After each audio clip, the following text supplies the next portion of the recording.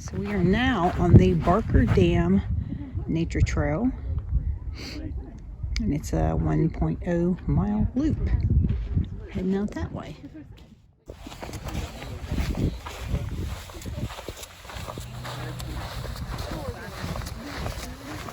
Again, we are heading out to the Barker Dam, and there's lots of boulders here. People come out here to do bouldering and rock climbing.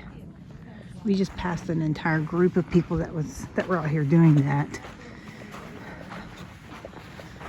Very cool. So the marquee right here talks about water in the desert, and this area used to be cattle range. Cattle grazed.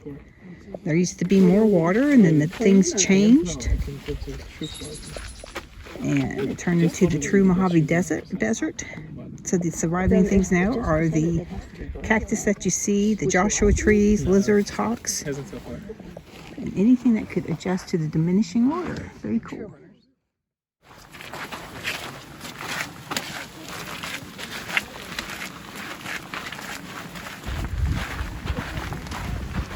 Uh-oh, rain's coming back in.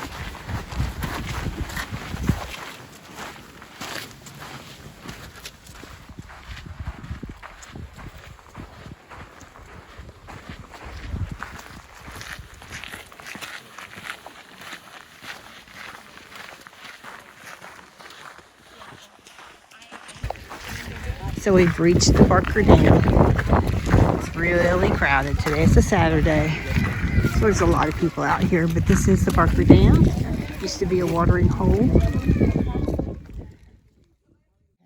In the early 1900s, ranchers needing water for their stock searched for ways to supplement natural water sources. They dug wells, improved springs, and expanded natural catch basins in drainages of canyons and rock formations by building small dams. This area began as a natural tank, a catch basin for rainfall and runoff. It was expanded into a dam by the Barker and Shea Cattle Company, and still later enlarged by Bill Keyes, owner of the Desert Queen Ranch. At his maximum, it encompasses about 20 acres. A pipeline once carried water to the cattle trough in the wash behind the dam. Cattle ranching was a short-lived effort in this area. When the rainfall decreased in the early part of this century, grasses declined and many springs dried up. Cattle raising gradually moved farther west to greener pastures. Today, Barker Dam is a reminder of the past, its waters reflecting only the brown rocks and blue skies of the desert. It is a quiet place in a noisy world and a precious watering hole for desert animals and migrating birds.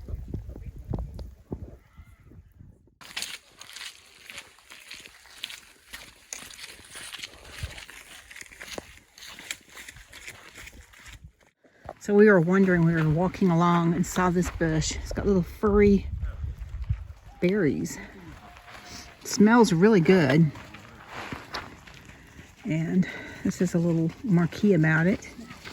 It's one of the best, most resourceful survivors of the desert. Super cool. The Joshua tree is the tree of life. It grows wild, primarily in the Mojave Desert. It has adapted to reduced rainfall by spreading its roots in a dense, shallow network to collect as much surface moisture as possible.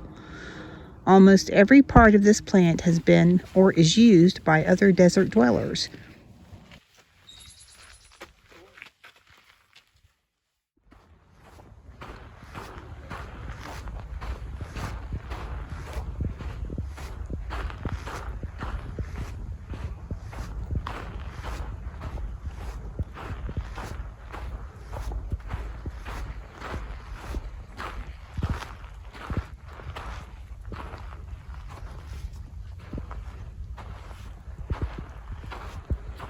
So this area, there are some petroglyphs.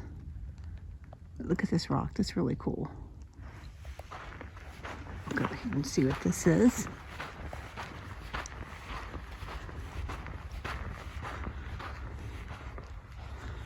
If you look up inside, you see the petroglyphs up in there.